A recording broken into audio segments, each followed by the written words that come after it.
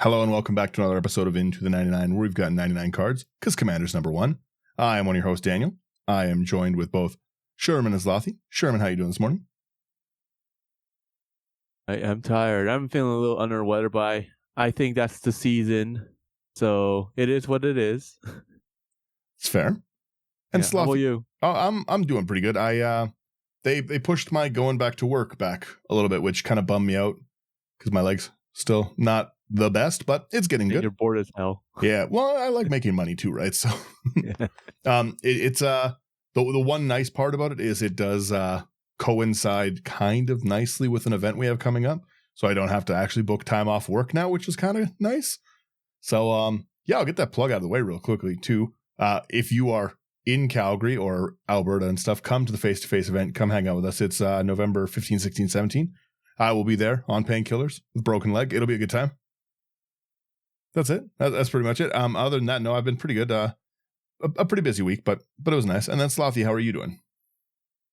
I'm doing pretty well. I'm also coming down with something. Yeah, also very much looking forward to the event in November. Everyone's too under the weather lately. I don't know why. I guess it's just that time of the year that everyone kind of gets run down. It's right before Christmas, so it's a lot of stuff going on. So I get it. I hope everyone's feeling a little bit better soon and everything, especially for the event. And yeah, no, I'm just hoping everyone's had a good week. It's been lots of holidays up in Canada, lots of busy stuff. The States, everyone's crazy. New Magic news. There's Foundation stuff. The Foundation cards look kind of cool. They changed how damage assignment works. I'm not even touching that right now. I just leave every one of these bonfires alone. It's a lot. It's a lot to go through with them. But I do want to go back into some of the commanders. We haven't really had a chance to go through Duskmorn stuff. We didn't really get to do Duskmorn spoilers, and we've only done like a Duskmorn commander because we've been so busy with stuff. So, without further ado, let's... Before that... Yep. We should hit our sponsors. Oh, yeah. You know what? Thank you, everyone, for coming over and checking out Patreon and stuff. I'm working on kind of updating some of the website. You can go do that. If you like any of the cards in this episode... House of Cards, let me hit that screen. There we go. houseofcards.ca. You can use promo code IT99. It gets you a discount. It gets us a little bit of support. It's kind of nice. AI armor sleeves. There's a link in every one of the show notes. They're great. They're like one of the nicest sponsors. They're a great product. I've got some cool giveaway stuff that we're going to do at the event with them too. So go check those out. We do still Abyss Proxy Shop. You can get some of the more expensive ones. Promo code again IT99. But yeah, go check out House of Cards. They're phenomenal. Every time I've interacted with them at the events, they are great. And then, yeah, like, share, subscribe. Really helps us out. Patreon, blah, blah, blah. I'll hit it again at the end. Now, into what this nonsense card is. I can't stop building this one. I've built, I think, like 4 or 5 of these. It's Kona Rescue Beastie. It's a pretty silly looking card. So it is it's a dumb card, mono green. Kona Rescue Beastie is 3 and a green for a beast survivor. 4/3. It's this like weird 3-headed beast thing, mask, holding flashlights, backpacks. It is a weird looking card, all in all. It has an ability called Survival. At the beginning of your second main phase, if Kona Rescue Beastie is tapped, you may put a permanent card from your hand onto the battlefield. That's a pretty ridiculous ability. Just all in all, like that's a pretty crazy ability to just freely have whenever you want or need. That's fun. Yeah, it's pretty crazy. It's pretty cracked. So we want to, like, the ideal things that we want to do with this deck are, number 1, keep Kona alive because we want our free casts, and number 2, we want to put good things in. There's so many cool directions you can go with Kona. I made a cool Kona group hug deck. It's a lot of fun to play. I've got Kona vehicles, but this is my Kona artifacts one. So let's go into some of my strategies. I'm going to start us off with just artifact good stuff. If you're building an artifact deck, it's kind of crazy to not include these like first 2 cards. The first one's impossible to find anywhere. But yeah, I'll let you guys take them away, please. Slothy? Sure. Yeah, the first one we've got here is Cyberman Patrol. 2 mana for a 2/2 artifact creature, Cyberman. And artifact creatures you control have Afflict 3. Yeah, this card is impossible to find. Holy smokes. Yeah. Such a good card. With the Afflict 3 is just so good on every single artifact creature you have. Mm-hmm. Well, yeah, it just it's a lot. Afflict, for anyone who doesn't know, it's the if they block, they lose 3 life. So you can take all my artifact damage, or you can take 3 life per block. It's generally speaking, it's going to come down and win the game for us. A lot of times, once you drop this is your I'm swinging to win card. You're not putting this. It's a 2 mana card. You're not putting it out like turn 2 and being like, oh, let's see where it goes. Yeah. You hold Next this one card. a little. Next card is also equally hard to find.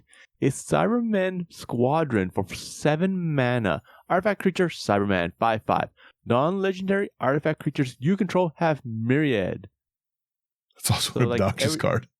Yeah, that's so annoying. It's like, who needs Blade of Cells when you have Cybermen Squadron? It's really, really good. There's a lot of cool artifact stuff that functions with typical ETB. Like there's like, Mirror Battlesphere, for example, like just a great enters, do damage kind of thing, right? Or not do damage, get mirrors. So there's always good stuff to get ETBs with. I love ETB on everything, right? Our third artifact good stuff card isn't really even an artifact. It's Sarenth Steelseeker. It's 1 and a green, human artificer scale 1/2. Whenever an artifact enters under your control, look at the top card of your library. If it's a land, you may reveal it and put it in your hand. If you don't put it into your hand, you may throw it into your graveyard. So it gives us kind of a pseudo surveil effect with the ability to pull lands up every time we get it. So we're going to not miss as many land drops. Kind of nice. It's not bad. Which section you want to go to next? We'll just go right down this one. There's nothing special in it. It's all nonsense. Yeah. There's a group hug section. We'll get there. Slothy, take us away. Sure. Okay, pulling this up. Slothy's in bed still. Next. Yes. So we're doing the copy stuff section next? Yeah. Cool. You said down and it threw me off. It is still very early. The first one we've got here is Mirage Mirror. 3 mana for an artifact. You can pay 2 and have it become a copy of target artifact, creature, enchantment, or land until end of turn. I'm so glad to see this drop in price so much. It's one of my favorite cards. Yeah. It's such a fun card. And like, let's face it, if you like, one of the ways to make it so that like you can compete against other people that have a lot of like expensive cards in their deck is having things that copy. Yeah. Yeah. And Mirage Mirror definitely helps that. A really nice thing about about this Kona deck in particular is it lets you get a lot of stuff out. So you don't have to focus as much on casting your stuff, right? If I want to get a 7 drop out, I just got to get Kona tapped, right? I have to either attack and have it not die or find a way to tap it down. That's okay. So it gives us just a ton of ability to use these Mirage Mirror kind of effects on cards because we don't really need our mana all the time, right? And there's so many players in our play groups that are running a Smothering Tithe, that are running stuff like that. And just at 2 mana, like dropping down, I'm going to copy your Smothering Tithe for the turn. I'm going to copy your Rhystic for the turn. That can really, really help out. And if we don't really need our mana for casting, then we've got lots of cool stuff. Like there's lots of things that we abuse our mana with in this. Next card we have here is going to be Sculpting Steel for 3 mana. It's an artifact. You may have Sculpting Steel enter the battlefield as a copy of any artifact on the battlefield. No wrong answer with that card. There's so many cool things.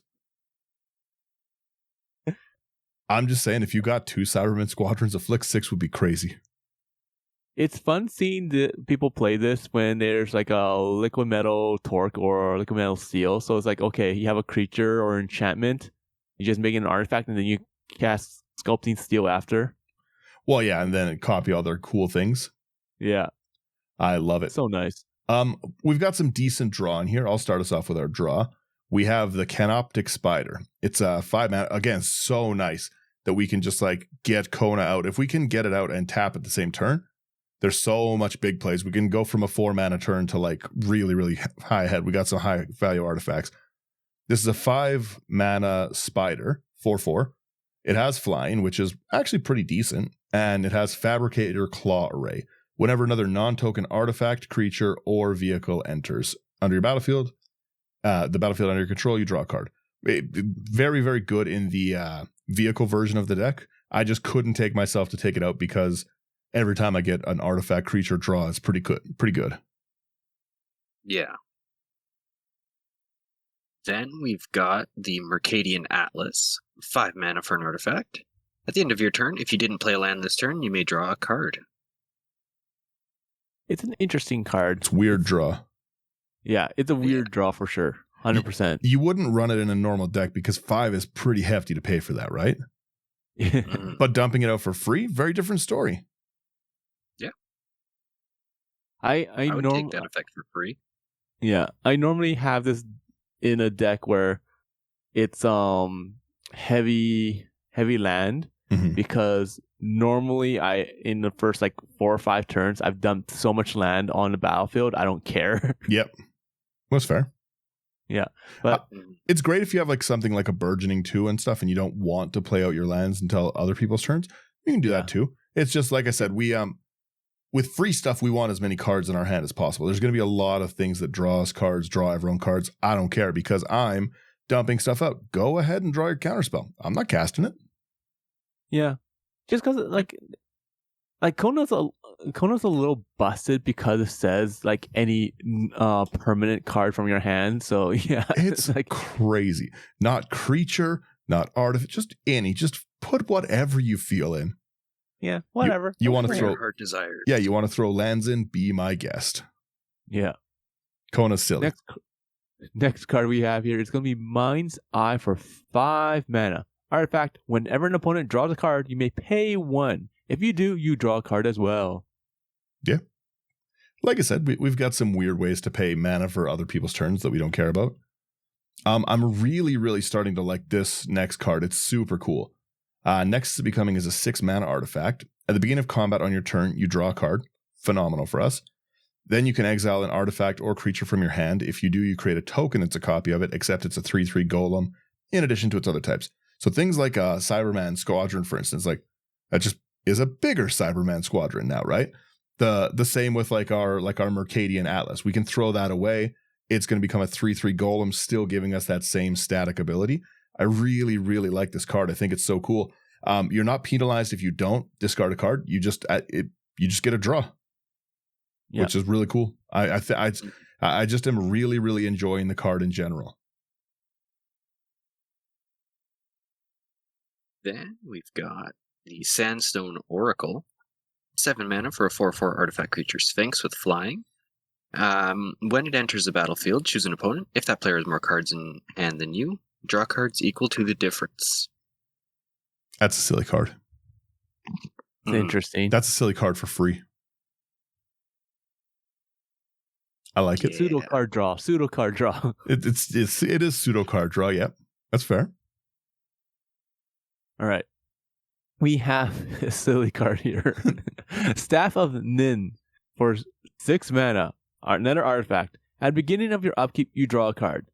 And you can tap it to have it deal 1 damage to any target. You know, fair. Nice fair draw at 6 mana.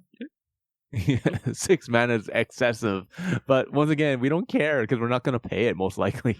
When you had Jeweled Lotus, there was a realistic chance that you could have turn 1 Kona and then Staff of Nind, and then you could just be hitting people's birds left and right. That would have been rough. I'm not saying I agree with the ban, but Kona does make a good argument for why you shouldn't turn 1 a 4 mana commander. I'll give it that. Yeah. We have the Deck of Many Things, a card that I can never find anywhere, and I finally found one. So happy about it. It is a 5 mana legendary artifact. It has 2. Again, we don't care about mana. We're not casting really. Has 2. You tap it, roll a d20, and subtract the number of cards in your hand. If the result is 0 or less, you discard your hand. 1 to 9 is you return a card at random from your graveyard to your hand, which is just good recursion. 10 to 19, draw 2 cards, exactly what we want. And 20, put a creature card from any graveyard onto the battlefield under your control. When that creature dies, its owner loses the game. That is such a good effect, such a good alternate kind of kill people condition. The problem is, it does not say may, and if there are no other creatures in the graveyard, you will have to take your own creature, and you will die to your own nonsense. So just be a little careful with your shenanigans. Deck of many things is like so risky in D&D anyways. That's fair. Yeah. That's fair. Sometimes you got to do it. Sometimes you gotta do it. Sometimes you end the world with it. I respect it. The next one we've got is Well of Discovery. 6 mana for an artifact. At the end of your turn, if you control no untapped lands, draw a card. It's the perfect card for me. I interact with nothing ever. It's so true. You always tap out. I always like to, wait I for you like to tap balls out. to the wall everything. So if I've got no untapped lands at the end of turn and I just get free card draw for it, that's great. Like this draw section, they're all really cool draw engines, but every one of these is pretty much like it's too expensive to run in a general deck, with the exception of maybe Mind's Eye, because like the dropping a 6 mana artifact to potentially draw a card is not great in EDH, right? But when you can do it for free and do it early, then I think you get a lot of really good benefits. We've got 2 extra commander triggers. Roaming Throne's too expensive. It's good if you can afford a Roaming Throne in a deck. Put it in. It's not shocking advice. It's good in every deck. Roaming Throne is a great card. You get an extra trigger for your commander. I get it. I understand. You don't need to comment it on YouTube. You don't need to DM me and be like, why don't you play it? Nobody has them. They're very good. Put one in if you have one. Our first one is going to be Lithoform Engine, which I love. It's a 4 mana legendary artifact. Pay 2. You can copy target activated or triggered ability you control. You can choose new targets. That 2 mana is going to let us get a second Kona ability off, which is already going to be great. Pay 3. You can copy target instant or sorcery you control. We don't really, I don't think have very many of those in there. That's irrelevant. Just ignore those line of text. And number 4, you can copy target permanent spell you control. The copy becomes a token. That is pretty good. If we can start drawing stuff, that's pretty obnoxious. We got some cool stuff. You don't want me to have 6 Staff of Nins out. I'll tell you that right now. Hit everyone.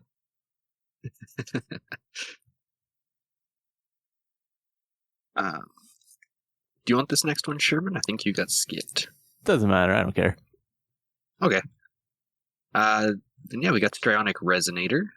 2 mana for an artifact. 2 and tap it. Copy target triggered ability you control. You may choose new targets for the copy. Nice, Yeah. solid. Good card. Cheap Roaming Throne. All right. The next section you have here is going to be, it's labeled as free abuse. So let's see what we have here. All right.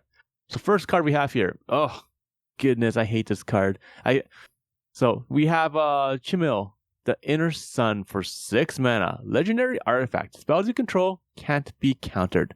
At the beginning of your end step, discover 5. So to discover 5, exile cards from the top of your library until you exile a non-land card with mana value 5 or less. Cast it without paying its mana cost, or put it into your hand. Put the rest on the bottom in random order. This card is so annoying. My play group is starting to play this more often, to the point where I'm starting to play with counter spells that don't counter spells. Yeah. It's so annoying. The way we're using it too, right? We're trying to dump it out. So like we could, again, even if we're on, we have a lot of ways to tap our commander pretty much as soon as it hits the board, because it's going to die. People are going to block your commander. You're very rarely going to get to swing this freely. People will throw their commanders away. Like they're not letting you throw this out. I'm sure there's tons of Eldrazi routes and everything. That was like my initial, I was like, I should do Eldrazi. And I was like, you know what? No, I won't do that. But the fact that you can get this spells can't be countered spell out without casting it is really, really obnoxious. Yeah. Mm-hmm. And again, everyone start playing more with things like divide by 0 or commit to memory or something. Like if your play group played with spells can't be countered, start playing stuff like that, like smirking spelljacker, all that stuff, just so that they can find out that this does nothing. Because I've had people like take my spell on the stack. Ooh, yeah, that one hurts. Can't be countered. That's fine. Ooh, I don't like that. The funny thing is when people have like stuff like that, like things like where it says spells you you control can't be countered. It's like a false sense of security for people. So if you start playing things like they're like, okay, I have Chimo, I cast like Teferi's Protection. I'm like, okay, I'll Narcissus Reversal it. Not countering it. It goes to your hand. I copy it. I get the protection. Now everything's still destroyed because you did it during a board wipe. Bye. Yep. I love a good Narcissus reversal and something like that. The Discover mechanic's pretty cool. It's I built one of the, like, I think it's Capricotti or whatever the Boros one is, where it's you can tap things and discover 3. I really, really like that. I like that deck a lot. It's tons of fun. But there's Discover 5. I think Discover's the nicer thing of, like, because it's not Cascade, right? Like, it's just until you get something 5 or less. It's better Cascade. I like that you don't have to cast it. You can put it into your hand. It's kind of nice too. So you don't really whiff on spells. But yeah, it's that's a fun one. Is it my turn this time? I know I'm out of order. I'm out of line. It is your turn, yes. Okay, yeah. Darksteel is also is bad card. They shouldn't have designed this card. It was stupid to design. It's 8 mana, indestructible. Once each turn, you can pay 0 rather than pay the mana cost for colorless spells you cast from your hand. That's rough to be able to get out fast. That's really, really rough. You could, in an ideal Kona world, and I don't have the Eldrazi here, we're being chill, but in an ideal Kona world, you could, like, turn 2, turn 3 Kona, get it tapped, Darksteel Monolith out, and then just cast a free cast Ulamog. Just for fun. Yep. Then you'll have no friends. You'll have no play. You'll have no one to play the deck with, but it will be a very powerful deck that sits on the shelf.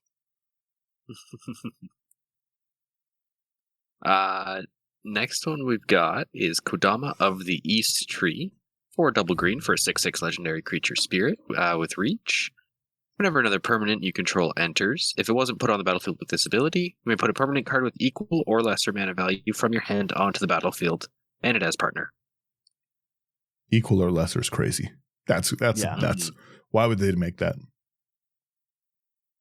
It's not entirely broken. It's kind of broken. Not entirely broken. It's pretty rough. It's pretty rough. Okay, we have a Wondrous Crucible for 7 mana. Artifact. Permanents you control have Ward 2. At the beginning of your end step, mill 2 cards, then exile a non-land card at random from your graveyard. Copy it. You may cast a copy without paying its mana cost. I like this card just for the Ward 2, to be honest. It gives some nice protection blanket. I don't mind this, like, way to recur, because people are going to destroy your stuff for sure. So at least you have a chance of randomly getting it back a little bit this way. It's kind of nice. We've got a little bit of recursion in the deck, but not as much. I'm very excited about our next section, and it's Group Hug. It's Group Hug. I put Group Hug stuff in every deck. You're playing a lot of really annoying things in this Kona deck. You gotta temper it a little bit. You gotta chill out just a bit. Like, you could, there's a few stacks pieces in here that aren't, like, too crazy, but, like, you gotta relax a little bit when you're free casting. People don't like it. People don't like free cast. So we start our Group Hug with a Font of Mythos. I want to draw. I don't care. So many people are like, oh, I don't like to give advantage to my opponents. My opponents aren't putting out a Darksteel Monolith for free, so I don't care. I don't care what they get in their hand. Get it. Go ahead. We have a Font of Mythos, 4 mana. At the beginning of each player's draw step, that player draws 2 additional cards. They need to reprint this. They should reprint this in Foundation. They do need to reprint this very badly. And Howling Mine, please. There's none left. I love the card so much. The next one we've got is Gate to the Ether, 6 mana artifact. Beginning of each player's upkeep, that player reveals the top card of their library. If it's an artifact, creature, enchantment, or land card, they may put it into play. Everybody gets Kona effects. This is such a dangerous card. It's so dangerous. Everybody gets Kona effects. Sherman packs removal. Sherman's revealing a counterspell and hurt my feelings, but everyone else get Kona effect. Yeah, we're complete opposites when it comes to stuff like that. Like, you'll build a deck with that like 30 creatures, and I'll build a deck that has like 30 instants. I'm rarely whiffing on the Gate to the Ether. I'll tell you that right now. I whiff on it a lot. All right. We have the next card here. It's going to be Horn of Greed for 3 mana. Artifact. Whenever a player plays a land, that player draws a card.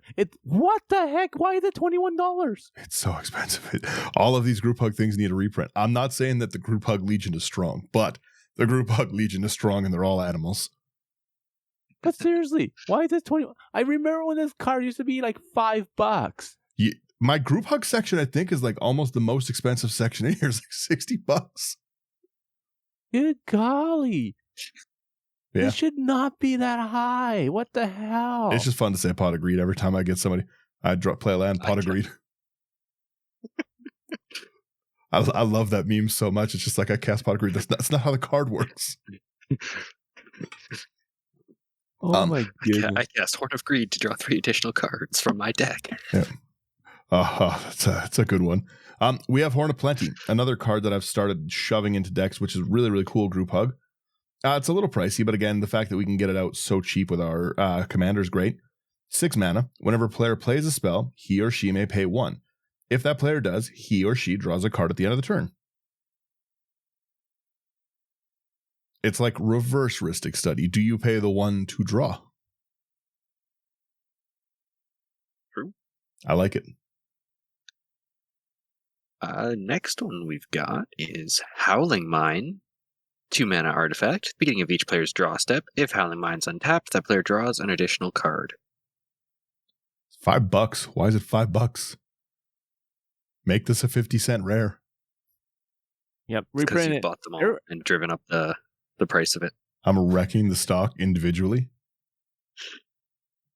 We have the next card is going to be Otherworld Atlas for 4 mana. Another artifact. You tap it, put a charge counter on the Atlas.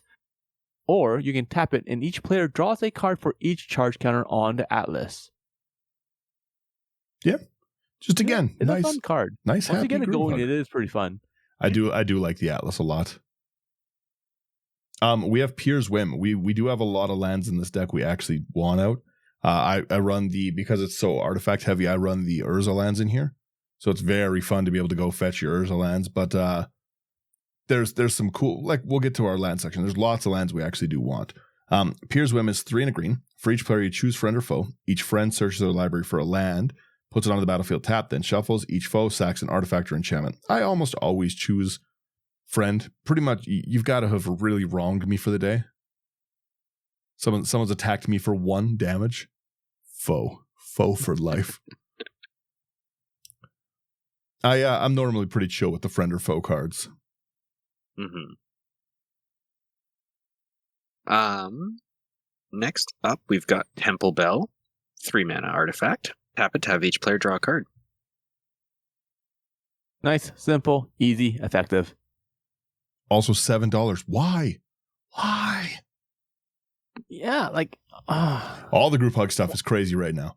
It's all nuts. It's all whacked. I Thanks, blame Miss Bumbleflower.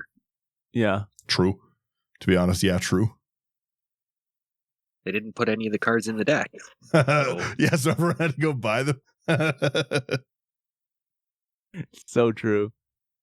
All right. We have a Tempt with Discovery for 3 and a green. Sorcery. Tempting offer. Search your library for a land card. Put it in the battlefield. Each opponent may do the same thing, and if they do, you get to do the same thing. So, fun times. We do have the Urza lands in here. Usually I just say like, hey, I'm going to go grab the 1 land I want and like a few basics, but I'm going to be honest with people. I'm going to go grab the Urza lands, so. Yeah. Everyone's always like, oh, you should just strip mine it. No one plays strip mine. That's not a main deck card. Everyone leaves lands alone. Cowards. Field of Ruin, baby. Field of Ruin. Field of Ruin all day. Yeah, I like Temple Discovery, but like I said, after people, if they see that you have an Urza's mine, tower, power plant, they're not going to let you go get those. They're going to be like, no, I refuse your offer. And then our last one is Well of Knowledge. I think this is a fun card too, which you don't ever see played. It's a 3 mana card. Any player can pay 2 during his or her draw phase to draw a card. Players can use it as many times as they choose. It's very nice mana sink. Yeah. Yeah. I'll go through some of these lands because we do have a bunch that actually matter. Number 1 is Fomori Vault. It's just a good, if you're playing artifacts, it's really good. Taps for colorless, 3 and a tap, you discard a card. Look at the top, X cards your library, where X is the number of artifacts you control. Put 1 of those into your hand and the rest on the bottom in a random order. That's a pretty deep scry, like in a straight artifact-based deck. And a lot of times, because we've got a lot of draw, we're going to throw away like a forest kind of thing. We don't care and go grab something decent. We have a bunch of forests in the deck, and then pretty much every other land in the deck does one of these things or is an Urza land. So the first is going to be Holdout Settlement. It taps for a colorless or tap an untapped creature you control, add 1 mana of any color. That is going to be like the most important mechanic we can get, because we want that out as fast as possible. The faster we can tap Kona, the better.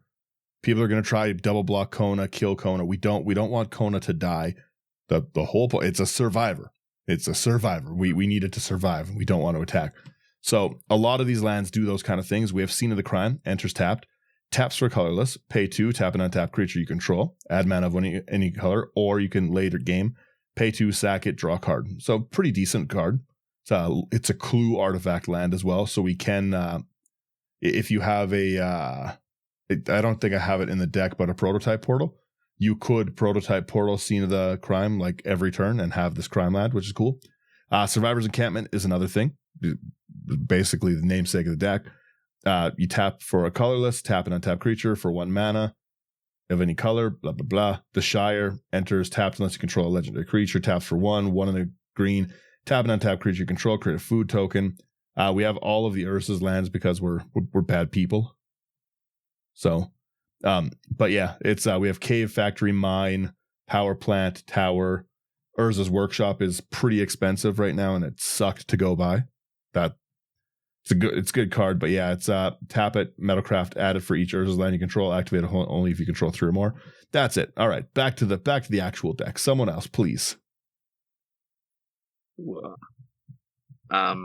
Moving in over to our protection section. We've got the Archetype of Endurance. 6 double green for a 6/5 enchantment creature boar. Creatures you control have hexproof. Creatures your opponents control lose hexproof and cannot have or gain it. That's funny. That's a cool card. I like that. So I'm so used to seeing Shadow Speeders out. This is fun. Yeah. Ooh. So next card here we have is going to be Dense Foliage for 2 and a green. It's an enchantment. Creatures can't beat the targets of spells. So everybody has Shroud?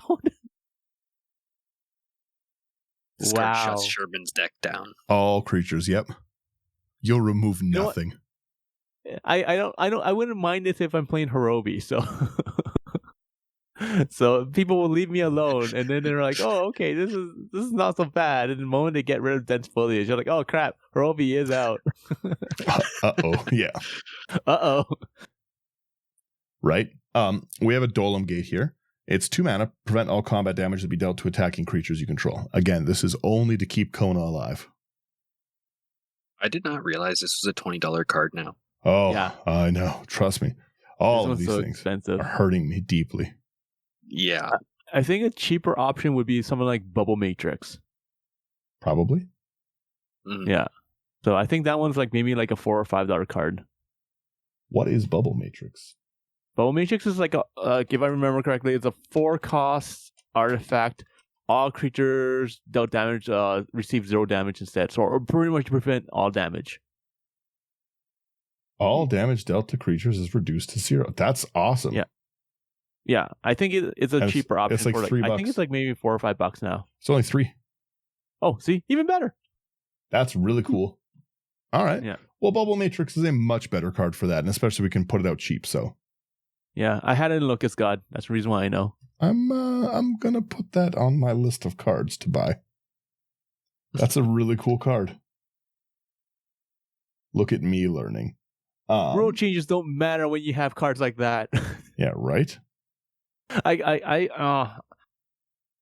need to look up the finer details of that rule change. I wanted to see if it affects my banding or not. Prevent all damage that would be dealt to creatures. No, it actually probably makes banding better. Maybe. We'll see. There's there's no priority in the quick explanation of it is there's no priority in the assign damage step now. Yeah. So for the banding stuff, you would get to choose. They can't cast instants after you choose. Normally, like you assign, they cast So, but they can't do that. You would just get That's to choose true. however you want it. So, is banding so back, baby? Let's go. I've always loved it. Like I had to argue with someone, a rule argument, because I put banding and I blocked against someone, or actually it wasn't me. It was actually no, yeah, it was me. So and they tried to they like okay like they had a creature that was like 10/10 and it was trample. I'm like, all right, I put all 10 trample into this 1/1/1 creature, and they're like, you can't do that. I'm like, yeah, I can. It's like, no, trample says that as long as you deal lethal damage and rest trample over. I'm like, no, you can choose to put all. Yeah, you're assigning all of that damage you want over. Yeah. Mm-hmm. So, banding's anyways, yeah, jumping back in here, we've got the Oak Street Innkeeper. 2 and a green for a 1/2 elf. As long as it's not your turn, tapped creatures you control have hexproof. Yeah. Good for your commander. Exactly. We have weird ramp in this. We've got some of it's like my normal stuff. Is it who is it right now? Is it you starting a Sherman or me? It's me. So the first card we have here is going to be a Cultivate. Your nice classic Cultivate for 2 in the green. Sorcery, search your land or your library for 2 lands. Oh, sorry, 2 basic lands. Put 1 on battlefield tapped, and your 1 in your hand. Shuffle your library afterwards. Yeah, not bad. Yeah. We've got an Elvish Mystic, which is just, again, basic. We want our card out. It's I put them in too many green decks, but I like the Mystic. I like the Llanowar Elves. So 1 mana Elf Druid, taps for 1 green, and it's a 1/1. Yeah. Then we've got Honor Worn Shaku. 3 mana artifact. You can tap it for a colorless, or tap an untapped legendary permanent you control to untap Honor Worn Shaku. It's so good. Such a good card in this deck. Oh, and it's only 35 cents now. Yay. And it's legendary permanent. You can do Planeswalkers. We have legendary artifacts in this deck. You can tap those for mana. Like, we've got a lot. Oh, Honor Worn Shaku is a huge. Got legendary land as well. Yeah. You did it for the land when you want to tap it for mana anyways. Doesn't matter. Tap however you want. I love the Honor Worn Shaku. It's a really, really cool card. We have Karn Living Legacy. You could... It's not my turn. Sherman, please. Yeah, there you go. We have Karn Living Legacy for 4 mana. It's a Planeswalker. It's Karn. It comes in with 4 loyalty. For a +1, create a tapped Power Stone token. So remember, the Power Stones can only tap for artifacts or spend mana for artifacts. -1 is to pay an amount of mana. Look at that many cards from the top of your library. Then put one of those cards into your hand and the rest on the bottom of your library in random order. Or you have a -7. You get an emblem with tap an untapped artifact you control. This emblem deals 1 damage to any target. Every one of those is great for us. So good, so strong. The Power Stone's wonderful. Again, we don't really need our mana, so we can dig pretty deep if we need to, like pay 6-7 into it. Look pretty deep and do that in our pre-combat main phase. Go fetch something big to put out with Kona. Or, again, we get an absurd emblem that's obnoxious. We have a Llanowar Elf. Very riveting card, exciting. It's 1 green for a 1/1 Elf Druid. Taps for 1 green.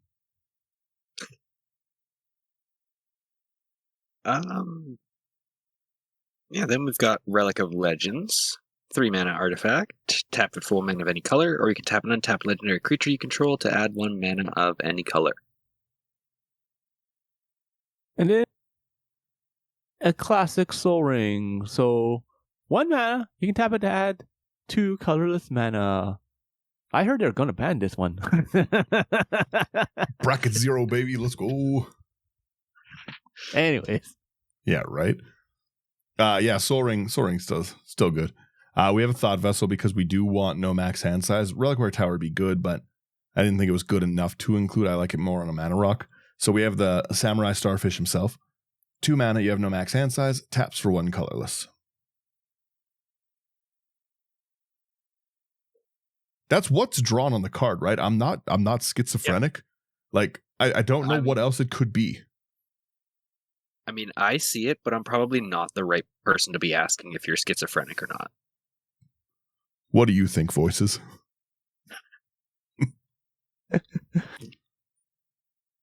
The final ramp card we've got here is Throne of Eldraine.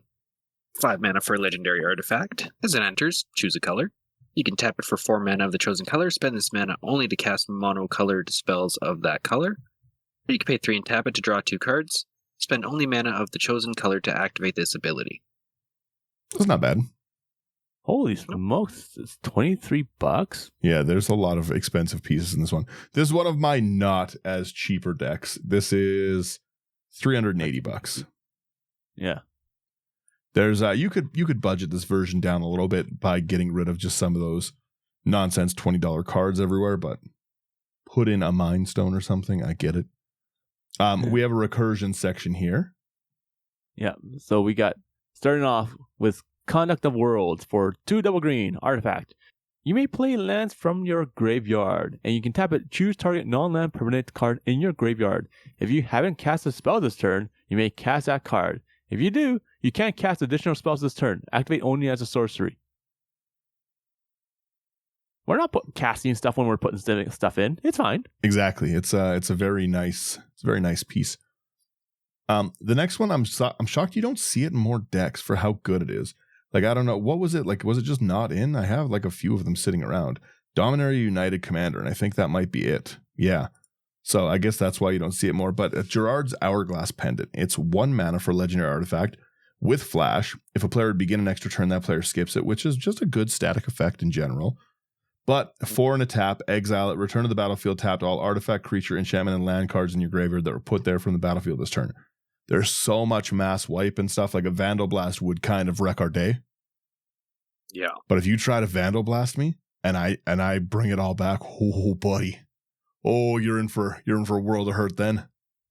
The only reason why I see people I can see people not playing this as much is because one, either like it's very like if you're playing it, it's and you're board wiping quite a bit, it's really expensive in a sense because it's pretty much like 8 mana minimum to survive when you think about it that way.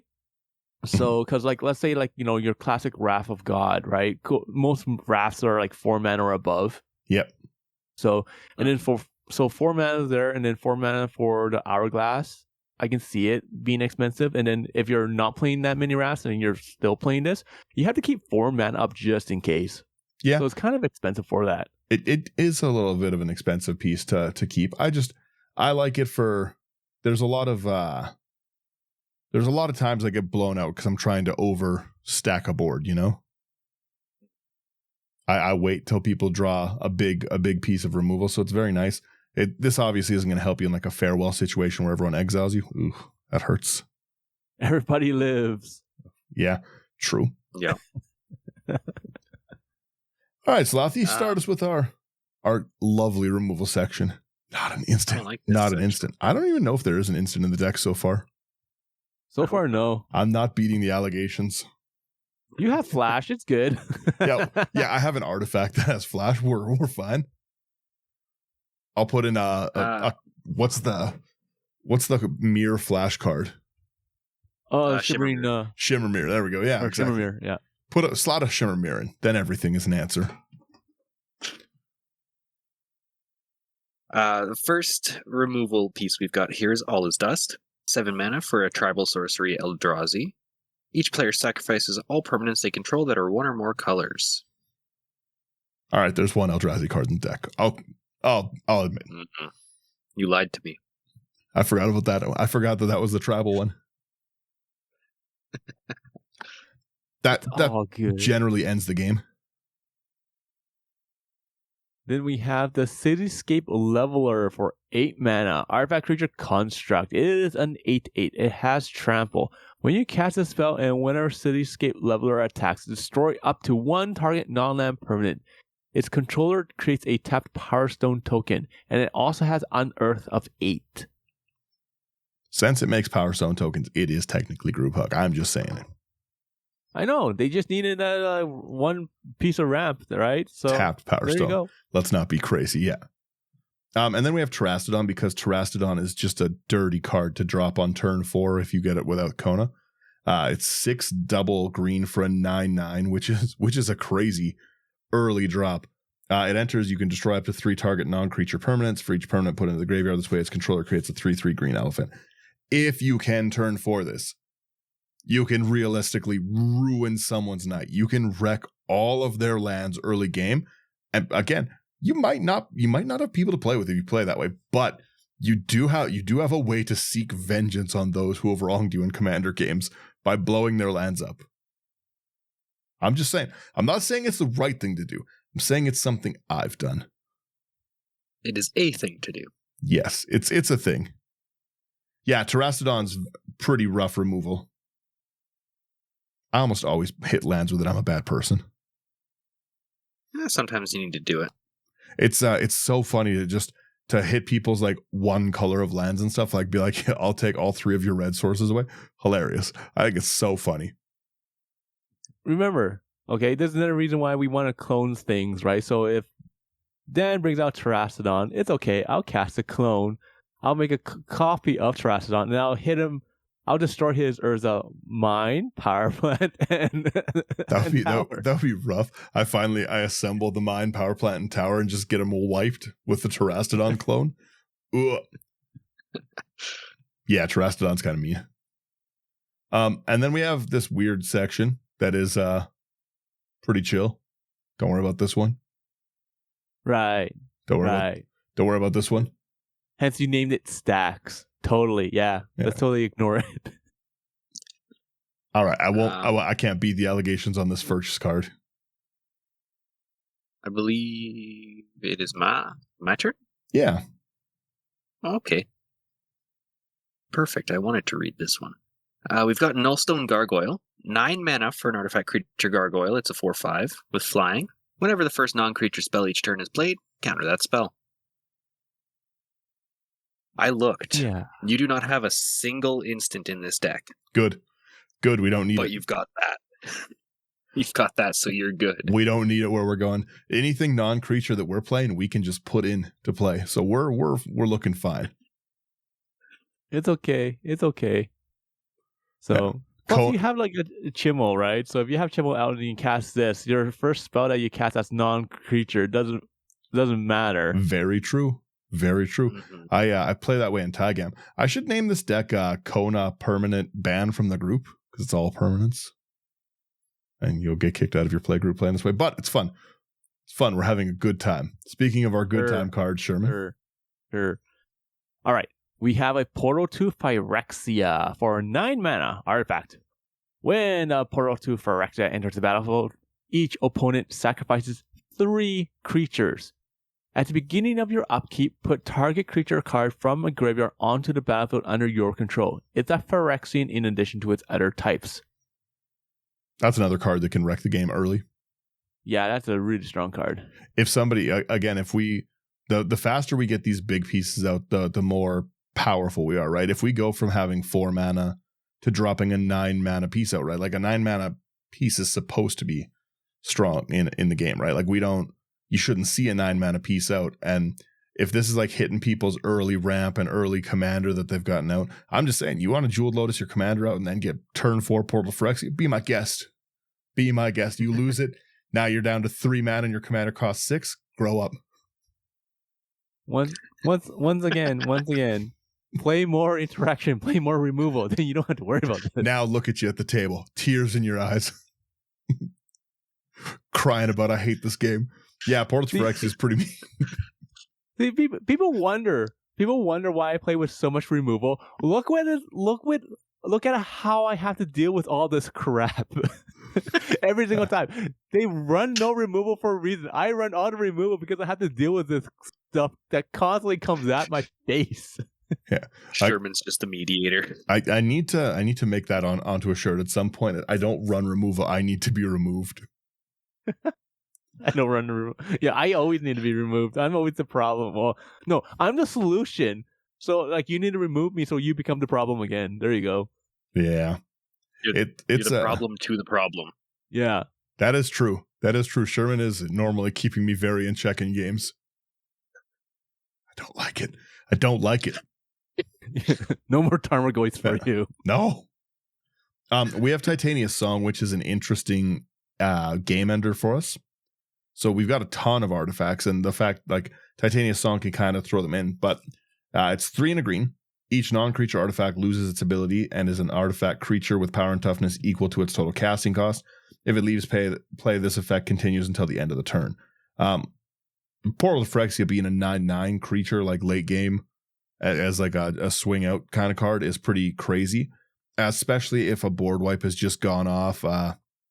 Somebody's hit an all is dust, for instance. Everyone's sacked all their colored permanents, and then I just drop down a Titania's Song, and I've got like 40 CMC of artifacts to swing out with. Is a pretty powerful card, and it's also really fun to just wreck people's treasures. It's very, very enjoyable.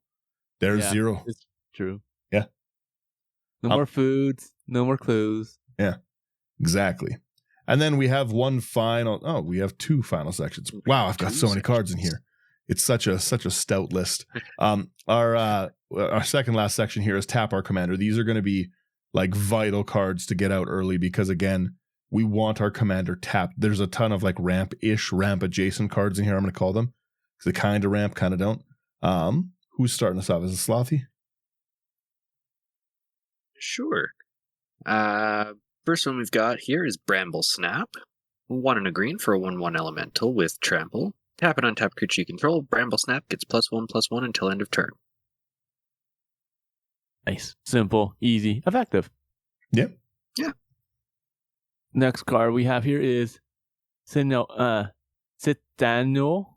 Dalward? Something like that. Is for a single green. Creature, Elf Druid Soldier. 1/1. You can tap it to tap an untapped artifact or creature you control. Add 1 mana of any color. Yep. We have a Cultivator's Caravan. It's a nice little 3 mana rock. And also Crew 3, which is kind of nice that we can use it to tap our commander as well. It's a little bit extra ramp. Like I said, they're all kind of ramp adjacent. Things that are just going to let us get Kona tapped down, because the ideal thing, we're not running haste things. I'm too cheap to go buy lightning grease for every deck. I'm not doing it. So like I want Kona out as fast as I can. And if we can get it out and tapped on the first turn and start taking advantage of those big cards in our hand, then we're in great shape. So we want these things. The vehicle version of this deck, I played that one on Spell Table 2 or 3 nights ago, and that's really, really cool. The vehicles are a really, really fun way to play. It's I don't really ever play vehicles, so it's kind of entertaining.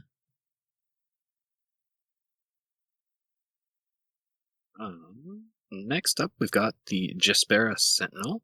Single green for a 1/2 elf rogue with reach. You can tap it and an untapped creature you control to add 1 mana of any color. Yeah. All right. We have a Lone Dryad for a single green. Creature, Dryad, Horror. For a 1/2. You can tap an untapped creature you control, add 1 mana of any color to your mana pool. Yay! Yeah, these are all pretty similar. We have a Sorali Caretaker, again, 1 green, 0/3 defender. You would not believe what it does. Tap an untapped creature you control, you add 1 mana of any color. These are all great, like early drops as well, too. A lot of them are just a little thicker, a 1/2, a 1/2, a 0/3 kind of thing, right? They're pretty good to get out early. And the final one we've got here, Springleaf Drum. 1 mana for an artifact. You already know it taps itself and an untapped creature you control to add 1 mana of any color. You already know what it do.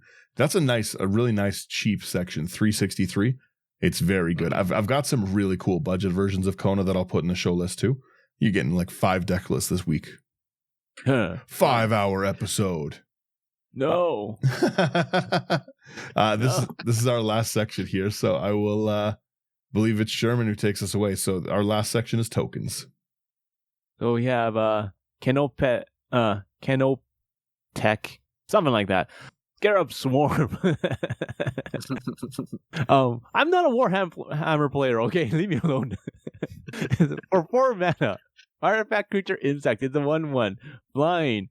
It has feeder manables. When the Scarab Swarm enters the battlefield, exile target player's graveyard. For each artifact or land card exiled this way, create a 1/1 colorless insect artifact creature token with flying. I like it. A nice little control piece that gives us some tokens. This next one is brutal in this deck. Mirrorworks is a 5-mana artifact. Whenever another non-token artifact enters, doesn't care about cast, under your control you can pay 2, and we don't care about our mana. If you do, you create a token that's a copy of it. That's rough. That's real rough. Nice. I'm going to just tell you guys right now, if you're looking at the video, Portal to Phyrexia is not legendary. That is immediately what I scrolled over to check. Portal to Phyrexia is not legendary, ladies and gentlemen. It's, we got him. It's pretty rough. No. Oh, no. The next one's pretty rough, too. Yeah. The next one we've got here is Phyrexian Turniform. It is a 9-mana 9/9 artifact creature, Phyrexian Golem. When it dies, create 3/3/3 colorless Phyrexian Golem artifact creature tokens, and it has Encore for 12.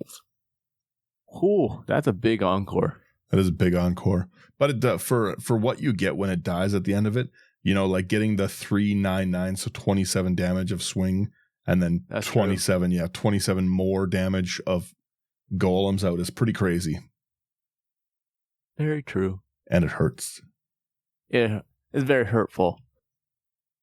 Next card we have here is going to be a Sandworm Convergence for 6 double green. Enchantment, creatures with flying cannot attack you or planeswalkers you control. At the beginning of your end step, create a 5/5 green worm creature token. Great card, strong card. Oh, so nice to be able to get out early too, especially against like an aggro flying deck, that back cleric deck that everyone's playing on Arena right now. Crazy. Yeah. But yeah, like if you're playing against like angels, like anything that I play that I have flying, like I don't play removal. You win. I've got to just try and make friends with Sherman. I got to call Sherman up. Next we have a few videos where we team up, so hey, you never know. It's true. It has been known to happen. Right. We have a Tendershoot Dryad next. These are all just phenomenal cards to drop down early as well. Every one of these gets out of hand really fast, except maybe the Canoptic, the whatever one it is, the Scarab Swarm thing. You get it. That one's not as wonderful early. Every other one is crazy. Tendershoot, like early, is nuts. It gets out of control so fast. 4 and a green for a 2/2 with Ascend, and it's a counter spell target for sure. That anyone who has a counter is going to get rid of Tendershoot if they can. But it has Ascend. If you control 10 or more permanents, you get the City's Blessing at the beginning of each upkeep, not just yours. You get a 1/1 green Saproline, and Saprolines you control get 2/2 as long as you have the City's Blessing.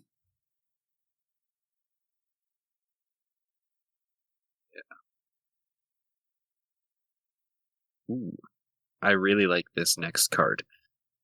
We've got Threefold Thunderhulk, 7 mana for a 0/0 artifact creature gnome. When it enters the battlefield with 3+1/+1 counters on it, and whenever it enters or attacks, create a number of 1/1 colorless gnome artifact creature tokens equal to its power. And then you can pay 2 and sacrifice another artifact to put a +1/+1 counter on Threefold Thunderhulk. Rah! Yeah. I like this card a lot, to be honest. It's really fun. What are you talking about? I love this We're not gnome. playing It's with really artifacts. cool. All right, we have You've got... Ooh? Sorry. I was just going to say, and you've also got 43 other artifacts in the deck. Well, you can also sack its artifacts that it makes, right? Oh, yeah. Oh, I know. Gross. There's a reason why we have no instance. We don't need them where we're going. Very disappointed. Very disappointed. We don't need them where we're going, boys. We have a Triplicate Titan for our next card. It's going to be 9 mana. The 9/9 artifact creature Golem has flying, vigilance, and trample. When the Titan dies, create a 3/3 colorless Golem artifact creature token with flying. One that's a 3/3 that has vigilance, and another one that's a 3/3 that has trample. So it's like much like a Wormcoil engine. Yeah. Mm-hmm. A lot of big 9/9 creatures in this deck too. Yeah, I see that. Yeah, right. It's like you're German or something like that. 999. We have Where's Thunder? We have a Verdant Force.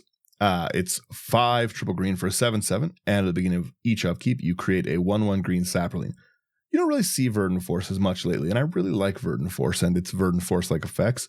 But like, there's things like Bellowdross, there's things like Tender Shoot is just a raw upgrade to the card. It's better in every way. 3 mana better, plus it has Ascend. Yeah, right. Like it's just 3 mana better with Ascend. It's not a 7/7, okay, but it makes all of your saplings +2/2. It's just so good. Yeah. Verdant Force is really, really fallen by the wayside, but I like it. I have a soft spot for it, and I like making saplings. I'm a simple man. Fair enough. The next one, if you get out on like a turn 4, like I said, an early drop, oof. I'm packing up my SpongeBob deck and I am going home. I saw that, yeah. But yeah, the final card we've got here is World Spine Worm. 8 triple green for a 15/15 worm with trample. When it dies, create 3 5/5 green worm creature tokens with trample, and when it is put into a graveyard from anywhere, shuffle it into its owner's library. It's a pretty cool card. Ugh. It's a very cool card. Ugh. Honestly, I made a deck that has my Atla Palani deck that's only 1 creature, which is Sarah Avatar. Mm-hmm. And that's like, it's like a fight deck where you like sacrifice it and get it and stuff. You could very easily like replace that deck with just World Spire Worm and just have the same thing where you just constantly keep getting these like worm tokens. I'm probably just going to, after this, go and hit copy, take Sarah Avatar out, put World Spire Worm in, and then call it a day and be like, look at this, everyone, I've made another deck. That's a cheap deck too. That's like a real budget deck. That deck's like $60. Damn, I love World Spire Worm. It's a really cool card. But yeah, 15/15 that you can dump out early is, there's no way that people are gonna like, you're gonna get some like moans and groans at the table if you drop this down. It's a trampler. It gives you 15 power toughness of creatures after it's removed. Like you basically have to exile this card. Mm-hmm. But damn, is it cool. Such a nice cheap card. The other I just want real quickly. So all like the other ones will be in the list. I don't have like a budget version of this one, but I've got like a budget group hug Kona that's like $78. That's a really, really cool deck that's super fun to play. Like I've got a lot of Kona stuff. The vehicles one is $280 for the full version, or hang on here, $85 for the cheap version. So I got a lot of really, really cheap versions of these decks. There's basically no right or wrong way to build Kona. I like if we all built it, I'm sure we would all build pretty different ones. But I just I just really, really like every part of this commander. Everything where I can just dump all this free stuff in makes me very happy. Yeah, that's it. That's my simple Kona deck. Is there really no instance? Not even one? Not even one. Not 0. Damn. I'm very disappointed in you, Daniel. Damn, I'm not beating the allegations. Very disappointed in you. I built that whole deck around if I have no untapped lands I can draw. I really want a Well of Discovery. You've got to believe me. Yeah, you could really upgrade this deck pretty quickly by putting in some instants and just taking a few of these like power pieces out. However, there's a lot of pretty gasoline pieces in here that you could leave. Oh, also, why solve problems when you can be the problem? Let's face it. Exactly. Also, it is pretty fun that you can early game, if you get that, I'm just scrolling back up through them. Early game, if you draw a Nexus of Becoming, you can just like discard a Portal to Phyrexia and have a 3/3 Portal to Phyrexia creature out fast. It's such a stupid card. Nexus of Becoming never should have been printed. It's so fun. Yeah. Minus my lack of instance, what do you guys think as we wrap us up here?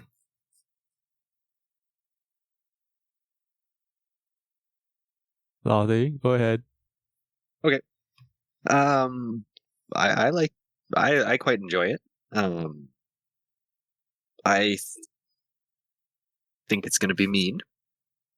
So I'm looking forward to playing against it. I think that you've got a lot of really interesting cards in here. And having 0 instance, I mean, it's you. What can we expect? Yeah. I put them in some decks. Yeah. Sure. I was going through, like, I just did like a huge like bulk organize, and I sorted. First off, the first box I organized, I was just like, okay, here we go. And I sorted everything by color first. And then I was like, all right, now it's going to be artifact, enchantment, creature, instant, sorcery. And I sorted them all out by subtype. Then I sorted the artifact or the enchantments into auras and non. And I was like, oh, this is great. And then I sorted them all by CMC. And I was like, ooh, I'm not doing that for any of the other boxes. So now all the other boxes are just sorted by type, and all of the enchantments are together, auras and not. So one box sorted phenomenally, pristine. I just got alphabetized, and then it's great. But no, yeah, it's a lot. But I was gonna say, I've found so many instances that I'm out of, so many ops, portents, brainstorms, like just all pieces that I haven't had any decks. And again, a lot of times I don't really build. That's why I like doing the live brew stuff with Thunder, right? Because I can build kind of off my brain. I don't usually build off my brain because I don't have one. But I normally, like, I go through what's in piles in front of me or in boxes, and I'm out of them because I have so many decks, right? So that's why a lot of times I just don't put instants in decks because I'm out of them. I don't have, like, I'm out of Crossing Grips, got none of those. I'm not out of Naturalizes. I could have put a few in here. I'm not going to lie. I'm not going to gaslight you guys and say that I didn't have a single green instant in my collection to put it. I just had nothing left. Please, you got to go to the Patreon and help me out. It's, but it's coming along. So there's a few decks that are coming that have some pretty silly instants. It's actually one of the ones we're never going to do a deck tech on it because it's no one will want to see it. But I'm building like a very budget version of Lord Xander, which is only artifacts and blink spells, and there's no one that's going to have any fun with it at all. It's going to be just, I'm building it the same way I built Toxrill, where it's all artifacts to keep getting it out. And That's fair. But that one's got some instants. I'll tell you that right now. Yeah, that one has to. Yeah, but your thoughts, Sherman, as we wrap up here. So one thing I want to point out to everyone that plays against someone that has Kona. Okay, Kona normally is a creature where most people are like kill on sight. I say no, because the moment you kill Kona right when it comes in, you're creating enemies off the bat.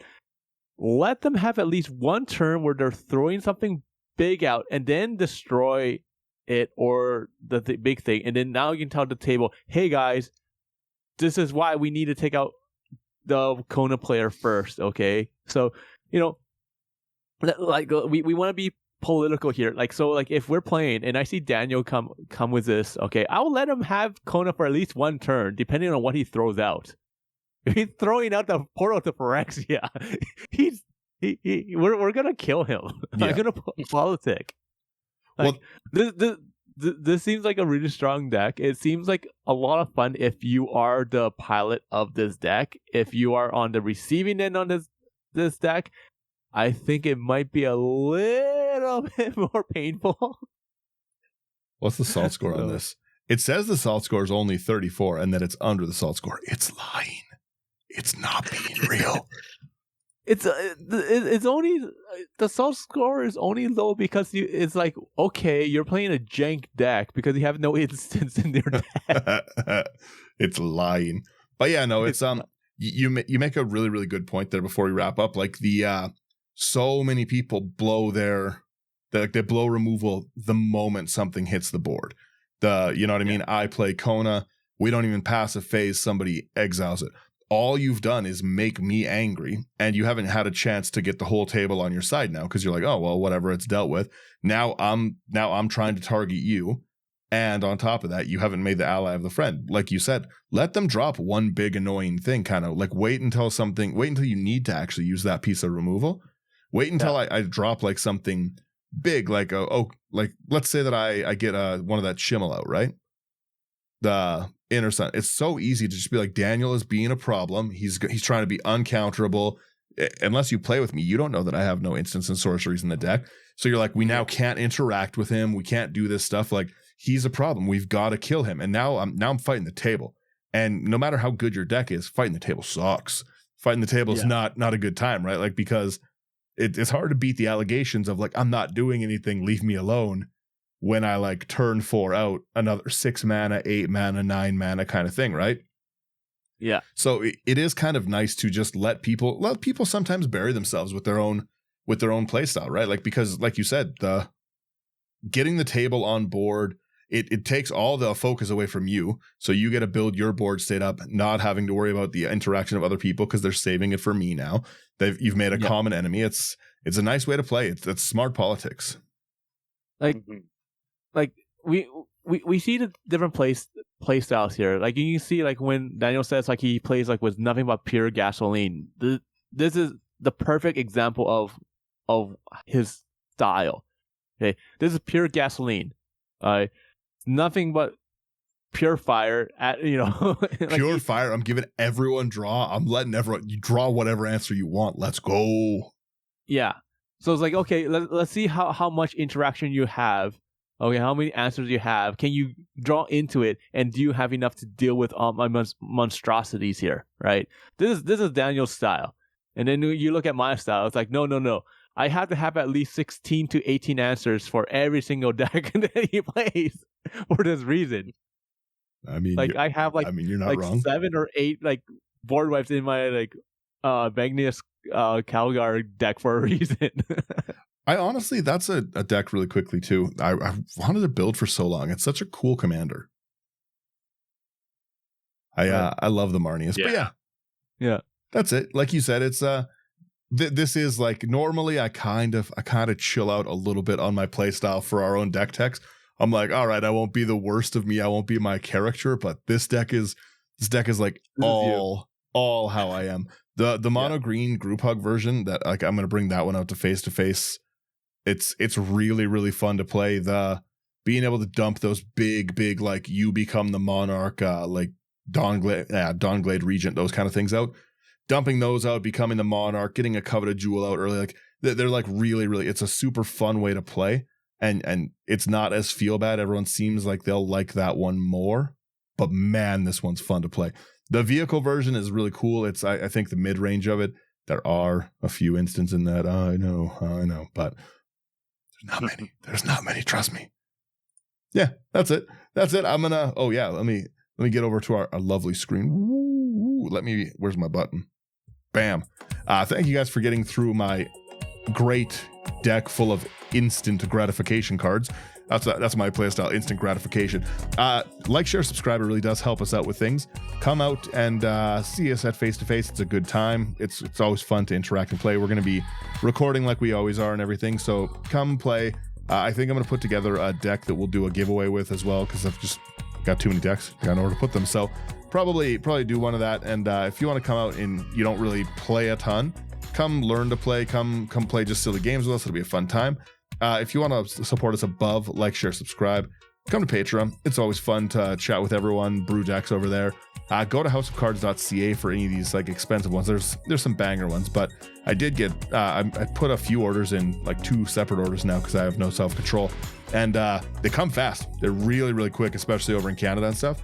Good prices and everything, so it's very nice. Go over there. Promo code IT99 gets you a discount at checkout. Supports them, gets you money, supports us. It's all good for everyone. AI Armor just has the best sleeves in the game. I can't go back to katanas or anything like that. Like I really like those AI Armor sleeves. They're not all puffed up and everything. We've got a great link in our bio for that. Go over there and everything. They're phenomenal. Great price sleeves, great sleeves. That's it. Pretty much it. Yeah. Thank you guys for listening. Yeah. All right, guys. Later. Catch you later. Yeah. Bye-bye, everyone. See you later.